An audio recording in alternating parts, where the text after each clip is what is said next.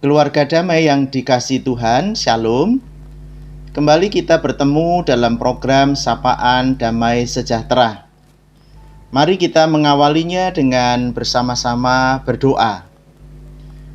Bapa, terima kasih. Saat ini kami berkesempatan untuk merenungkan kebenaran firman Tuhan. Biarlah Engkau memberikan hikmat kepada kami, supaya kami dapat belajar melakukan firman-Mu itu di dalam keseharian kami. Di dalam Yesus Kristus kami berdoa. Amin.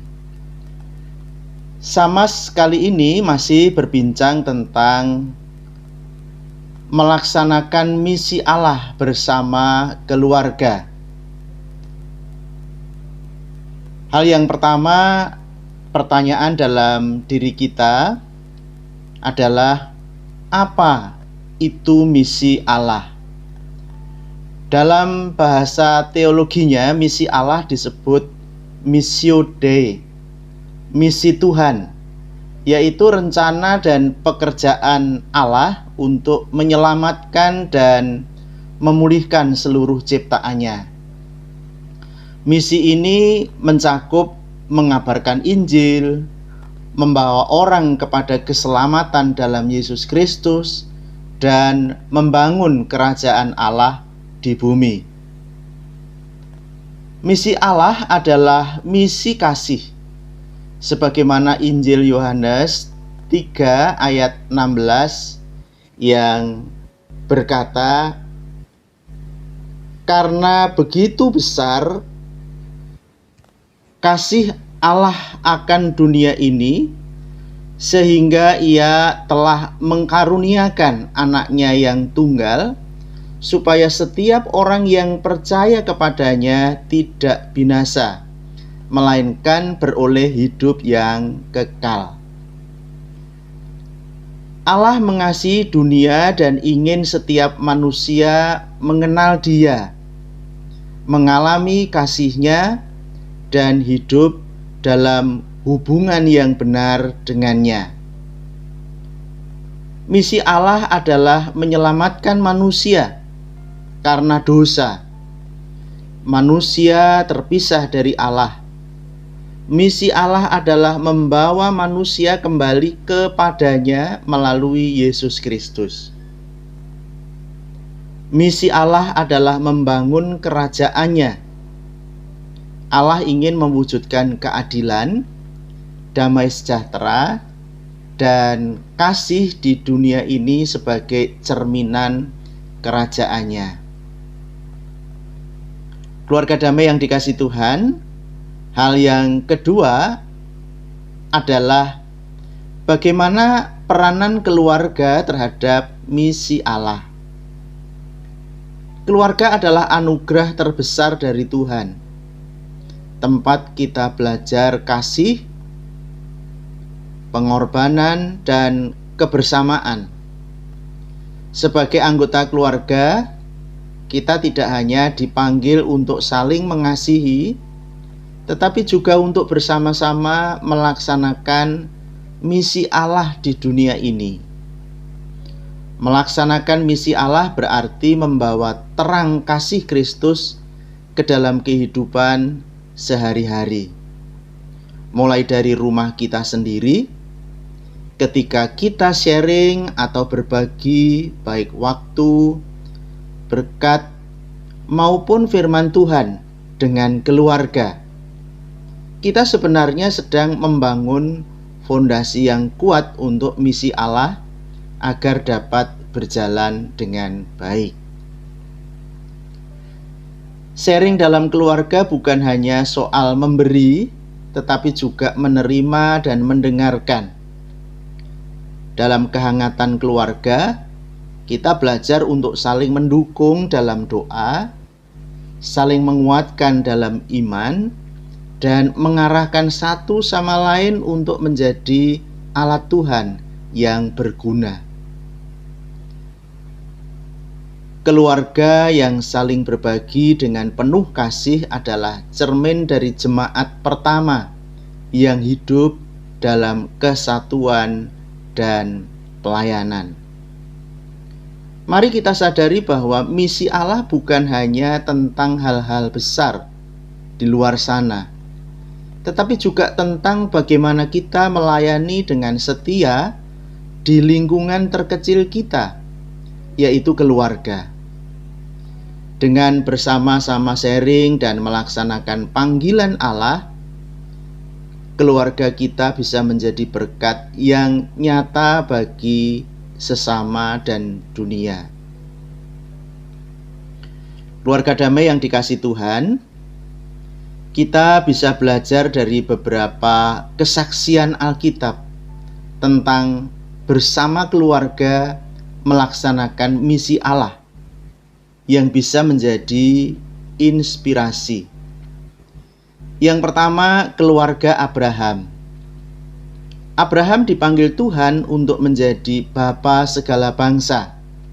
Di dalam Kejadian 12 ayat 1 sampai dengan 3. Tidak hanya Abraham, keluarganya juga diajak untuk ikut dalam perjalanan iman dan misi Tuhan. Istri, anak-anaknya, bahkan keturunannya diarahkan untuk memegang janji Tuhan dan mewartakan berkat-Nya. Ini menunjukkan bahwa misi Allah bukan hanya tugas satu orang, tetapi keluarga bersama-sama berjalan dalam panggilan Tuhan. Yang kedua, rumah Paulus. Paulus dalam surat-suratnya sering menyebut nama orang-orang yang melayani bersama dengannya. Banyak di antaranya adalah keluarga atau saudara seiman, seperti Timotius di dalam Timotius 1 ayat 2 dan Lukas di dalam Kolose 4 ayat 14. Mereka bersama-sama membangun jemaat dan menyebarkan Injil. Paulus juga menasehati keluarga untuk mengajarkan iman kepada anak-anak mereka, seperti tertulis di dalam Efesus 6 ayat 4. Memperlihatkan bahwa misi Allah juga harus dilaksanakan di dalam lingkup keluarga. Yang ketiga, rumah Hakim Gideon. Bersama-sama melaksanakan kemenangan Allah. Gideon dan keluarganya dipanggil untuk memimpin Israel melawan musuh. Dalam Hakim-Hakim 6-7. Kita lihat bagaimana cara Gideon mengajak keluarganya untuk ikut di dalam misi Allah, membebaskan bangsa Israel dari penindasan. Meski tidak selalu mudah, keluarga ini menjadi bagian dari rencana Allah yang besar. Yang keempat, kita melihat keluarga Maria dan Yusuf melayani dengan setia. Maria dan Yusuf adalah contoh keluarga yang taat dan setia melaksanakan kehendak Allah. Mereka merawat Yesus Sang Mesias dan mendukung misi keselamatan yang Yesus bawa ke dunia. Ketaatan dan kerjasama mereka dalam keluarga adalah bagian penting dari rencana Allah. Kesimpulannya, Alkitab menunjukkan bahwa misi Allah bukan hanya pekerjaan individu, tetapi juga keluarga.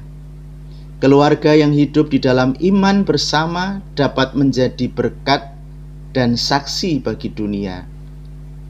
Melalui kesaksian mereka, kita belajar untuk bersama-sama melayani Tuhan dan membawa kasih-Nya ke sekitar kita.